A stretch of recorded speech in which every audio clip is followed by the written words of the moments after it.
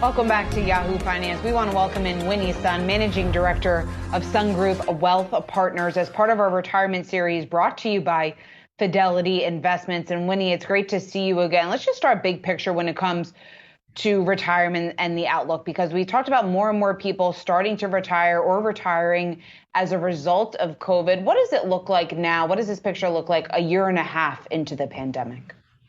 Shauna, you're absolutely right. A year and a half in the pandemic, I think many people are looking at their current work situation and wondering how much longer they can do this. Many people don't want to go into the office. Many are working from home, juggling home and kids and everything else. And so we're seeing definitely an uptick in interest of not only retiring, but for the younger generation, retiring early. When you talk about retiring early, it's key, obviously, to set yourself up for success when you do retire. I know you're focusing on top strategies for either a tax-free or a low-tax income in retirement. What are the best vehicles to do this?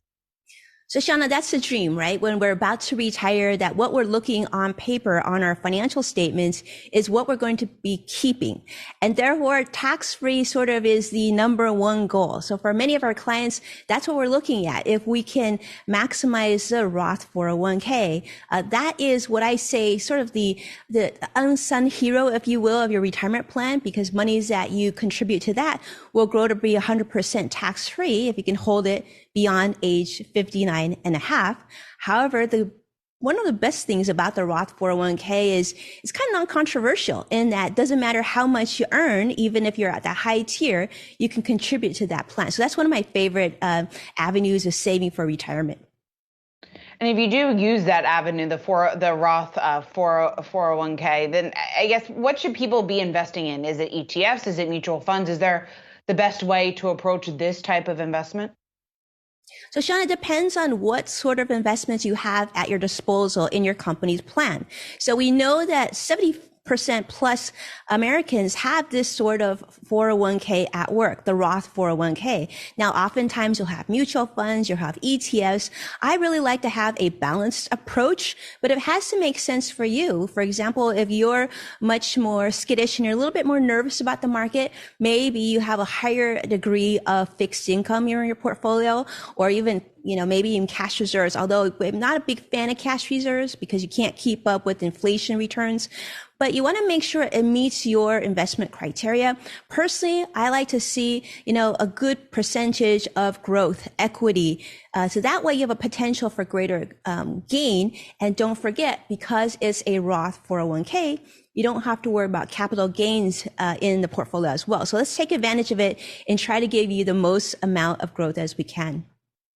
And if it's not the Roth 401k, you also have the option of the Roth IRA. I guess in what situation then would you recommend this?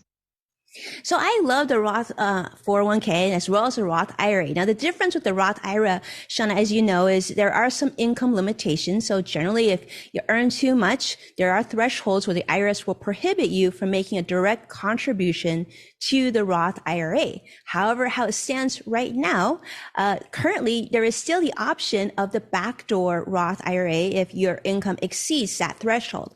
That being said, this is your personal account, your personal IRA. So you can definitely do both your 401k at work as well as your IRA personally. And so both can be Roth. But the Roth gives you a lot of flexibility. You can choose how you want to invest in it. You can pick certain names, investments that you're more passionate about to kind of also piggyback on that Roth 401k at work. And then one more avenue that you highlighted in your notes over here is the investment property. I know it doesn't always make sense for everyone, but if you are thinking about maybe putting your money into an investment property, maybe what are some of the key things that you need to recognize or key things that you need to tick off in order for that to make sense? Well, Shauna, that's kind of the scenario where a lot of people are interested in investment property, right? They're saying this could be passive income, another form of income towards my retirement. But some of the things you want to think about is when it's passive income, this also means a lot more work because you have to make sure that you're looking at property that, number one, fits your needs, is in the area that you know is of high demand, and be wary that you may or may not be designed to be that landlord. So you just got to make sure that that's something that you are prepared for. And if there's changes, if you lose your tenant, how are you going to pick yourself up? And if there's periods of time where there's a vacancy, you got to plan for those things as well. So it's not completely passive income. It can certainly balance your overall portfolio out. Well, a lot to think about. I would definitely do a lot of research before you jump there.